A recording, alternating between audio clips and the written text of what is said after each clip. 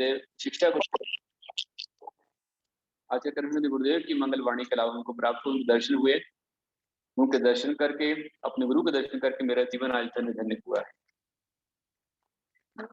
वैसे विश्व का कण कण हमारा गुरु है। शिक्षा लेने वाला चाहे जैसे शिक्षा ले सकता है, अच्छा हो बुरा हो, किसी भी आप शिक्षा ले सकते हैं। हवा, पानी, धरती, आकाश, रेत, राख, मिट्टी, हर एक से शिक्षा मिलती है।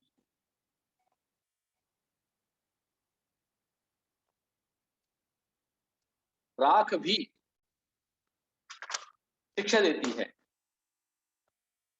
राख और राख को उल्टा कर दो हो जाता है खरा। खरा मतलब सत्य होता है। और राख किसी काम में नहीं आती है, पर वो राख भी बहुत काम में आती है। वो राख शिक्षा देती है कि हर एक इंसान को एक दिन राख बन जाना है, माटी हो जाना। और जो खरा हो गया वो कभी राख नहीं बनेगा। जिसने सत्य को पा लिया वो कभी राख नहीं बनेगा। और जब तक संसार में है, हर एक को अपने कर्म भोगना है। एक कविता में आपको लिखना चाहूंगा, सुंदर सी एक कविता है, और कविता का शीर्षक है आप बीती। और ये आप बीती पशुओं की आप बीती है। कई बार जब सुनता हूं, पढ़ता हूं कि कत्ले खाने में गाय बेची जा रही है, कई 100 कई 1000 गाय पकड़ी गई, उन्हें बेच दिया जाता है और उन पर अत्याचार होते हैं। उन गायों के माध्यम से नाना प्रकार के अत्याचार किए जाते, गायों पर अत्याचार किए जाते हैं, निशंस उनकी हत्या की जाती है। मैं आपसे कहना चाहूंगा, वृक्षभोत्सव पर, पुला पर हम उनके लिए पूर्णपुली दे पाए या ना दे पाए, कम से कम उनकी जान लेने में आप हकदार ना बने, आप उनके हत्यारे ना बने, इसका विशेष ध्यान दें। इसके लिए गाय की चमड़ी से बनने वाले जितने भी आइटम हैं, या किसी पशु की हत्या के द्वारा बनाए गए आइटम जो भी हैं, पर्स है, बेल्ट है, काफ लेदर शू है, आपकी जो जैकेट है आदि जो भी बनता है, बैग वगैरह बनाए जाते हैं, वो सब आप बिल्कुल ना लें। यदि आप लेना बंद कर देंगे तो अवश्य में उनकी रक्षा हो सकती है। यही बात मैंने कविता में लिखी है। वो पशु मुझसे कह रहे हैं, वो कविता में आपके सामने रख रहा हूँ कि सभी वंचर दीन मन से, सभी वंचर दीन मन से कर रहे पुकार मुझसे। सभी वंचर, वन के रहने वाले, वन के पशु, सभी पशुगण दीन मन से कर रहे पुकार हमसे। हे मुनि लिख दो हमारी आप बीती निष्कलम से। जब मुनि पद पे था तब मैंने लिखी थी, हे मुनि लिख दो हमारी आप बीती निष्कलम से। हम तो हैं सीधे सरल जो वन गुफा में रह रहे थे, जंगल के पशु। हम तो हैं सीधे सरल जो वन गुफा में रह रहे थे, सर्दी वर्षा के थपेड़े शांत मन से सह रहे थे। सर्दी वर्षा के थपेड़े शांत मन से सह रहे थे। देह भर स्थान पाकर, देह भर स्थान पाकर और सब कुछ छोड़ दिया। देह भर स्थान पाकर और सब कुछ छोड़ दिया। जो मिला और ना मिला उसमें सदा संतोष किया। जो मिला और ना मिला उसमें सदा संतोष किया। किंतु वह भी आज छीना निर्दयी मानव ने हमसे। किंतु वह भी आज छीना निर्दयी मानव ने हमसे। वृक्ष जंगल काट कर किस बैर का प्रतिशोध हमसे। हे मुनि लिख दो हमारी आप बीती निष्कलम से। आज जंगल काट दिए गए हैं, वनों को काट दिया गया है, वन समाप्त कर दिए जा रहे हैं, नदियों को काटा जा रहा है। नदियों पर जो वहां पुल थे, नदियों के रास्ते थे, वहां पर बड़ी बड़ी बिल्डिंग खड़ी हो गई है, और वो नदी 100 सुनार की एक लोहार की देती है। आप बनाते हैं मकान, कुछ साल रहते हैं और फिर ऊपर से तूफान आता है और मकान आपके ताश की तरह आपके बह जाते हैं। लेकिन जंगल कट रहे हैं और ईंट पत्थर के जंगल खड़े हो रहे हैं। इसलिए मैंने लिखा है कि आज पशुओं से उनका स्थान छीन लिया जा रहा है। वो पशु अपनी पीड़ा कह रहे हैं। कैसे कह रहे हैं देखिए आप। पशु कह रहा है, नन्ही सी संतान मेरी जिसको पा मन मुस्कुराया। वो गाय, गर्भवती गाय होती है, उन पर अत्याचार होता है।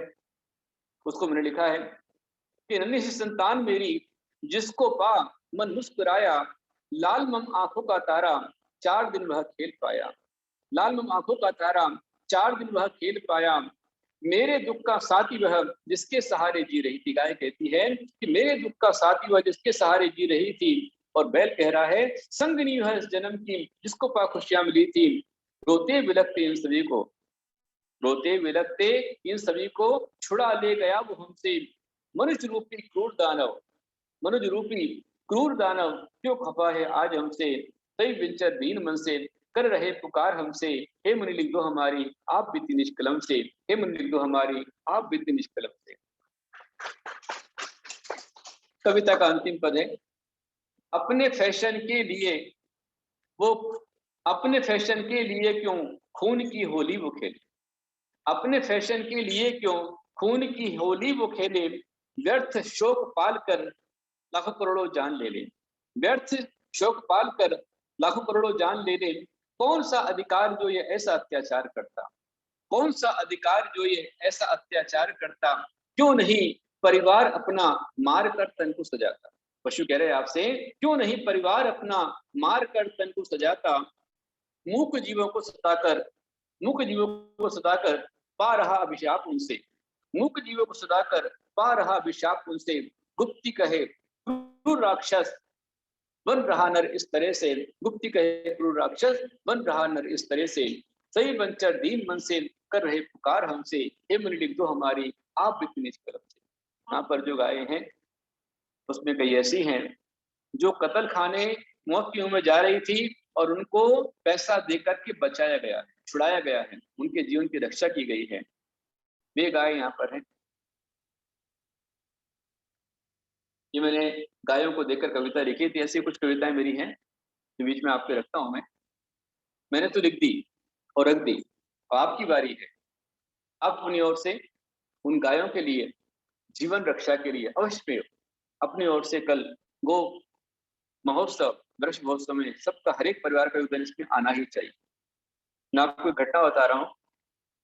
एक व्यक्ति जो कुआं खोदने वाला था,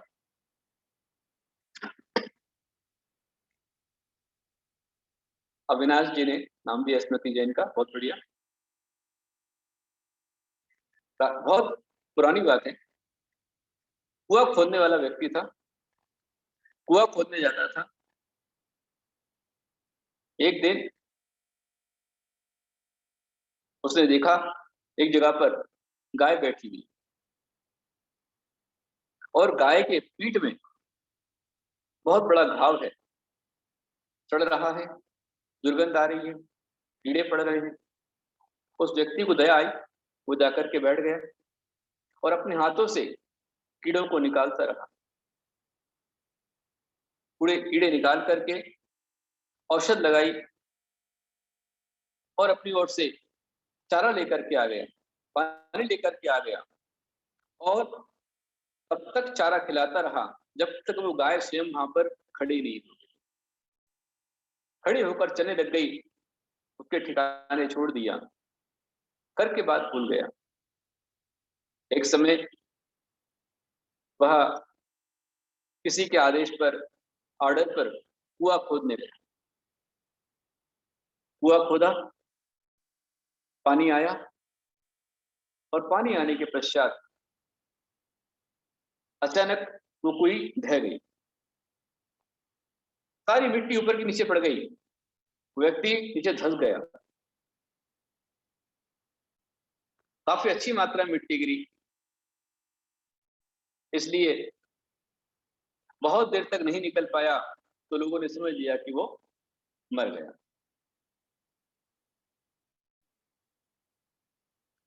लेकिन वह व्यक्ति 10 दिन बाद गांव में आया, तो लोगों ने समझा कि ये भूत बन गया।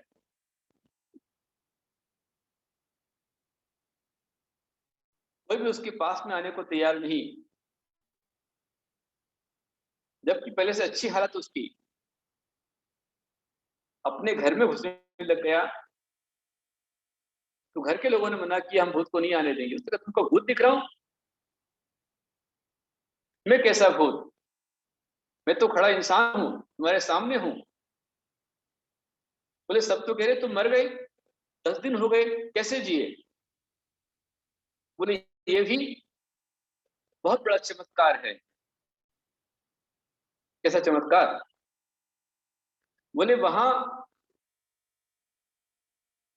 अच्छी बात, सीमा संदीप प्रिया बिफोर लोहड़िया, अपने से उसकी भावना भाई बहुत अच्छा आपका। तो उस व्यक्ति ने कहा कि मैं जब अंदर धंसा हुआ था तो उस कुएं के पास में कहीं से एक रास्ता, नाली का रास्ता, कोई दूसरी बावड़ी का रास्ता उसके अंदर आया, और वो गाय वहां पहुंची। जिस गाय को मैंने ठीक किया था वही गाय वहां पर आई।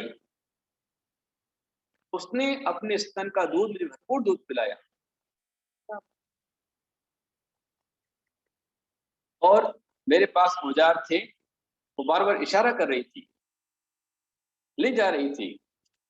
तो उसने इशारा किया, तो उसके इशारे को मैंने समझा, और मैं उसका दूध पीते हुए दिन रात मेरे औजारों से वहां पर मैं खोदता रहा, और खोदते खोदते खोदते मैं आज उस कुएं से बाहर निकल करके तुम्हारे सामने खड़ा। जिस गाय को मैंने बचाया था वही गाय उसने आकर के मेरे जीवन की, मेरे प्राणों की रक्षा की।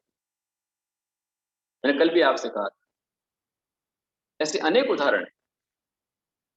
मैं भी समझता हूँ कि यहाँ धर्म तीर्थ पर यदि अतिशय है भगवान का 100%, चित्तौड़ भगवान पार्श्वनाथ का अतिशय तो 100% है ही है,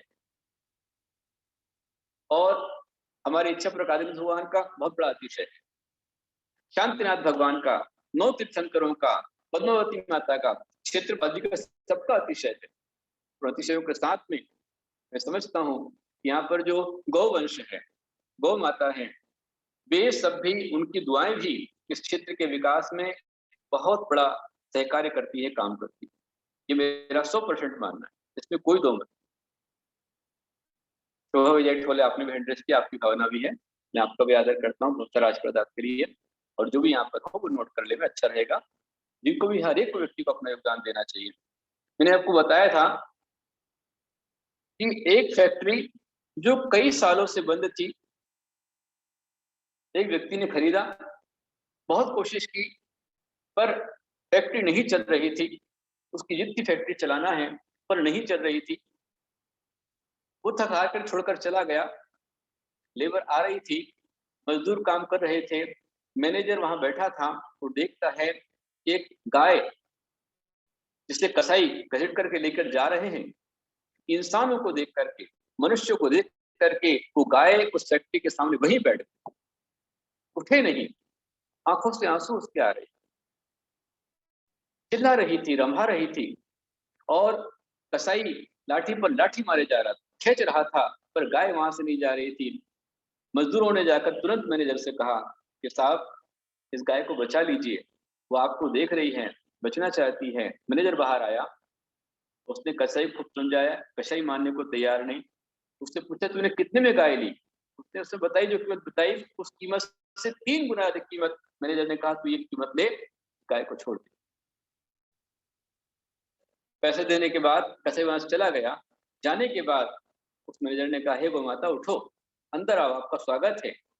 तब गाय उठी, अंदर गई, और अंदर जाने के पश्चात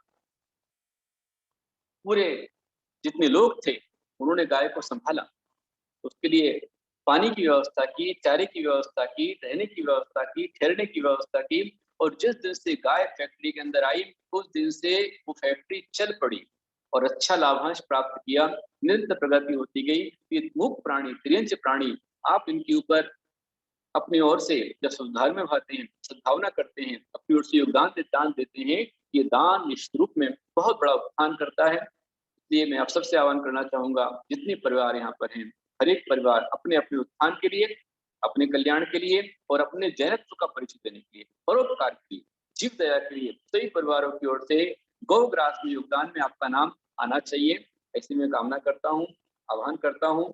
हम लोग तो हमारी ओर से कर ही रहे हैं, आप लोग अपनी ओर से नियम बना लीजिए, कम से कम 10 रुपये रोज गौग्रास का आपको निकालना है, 10 रुपये रोज निकालिए और इकट्ठा करते जाइए। जैसे हमारे MC पाटनी जी टिकट ठाणा से बराबर हर महीने वह अपनी ओर से 10 रुपये रोज निकाल रहे हैं। सुचिता सेठी जी हर महीने का 1000 रुपये निकाल रही है। कुणाल गिलरकर हर महीने एक सीमेंट का बैग भेज रहे हैं। तो हमारे कोमल विशाल भैया सेतवाल, उनकी धर्मपत्नी कोमल अपने वरद अन्वेषण दोनों बच्चों की ओर से सीमेंट का बैग यहाँ पर भेज रहे हैं। ऐसे कुछ ना कुछ लोग कर रहे हैं, आप लोग भी अपनी ओर से कर सकते हैं, जितने परिवार यहाँ पर हैं।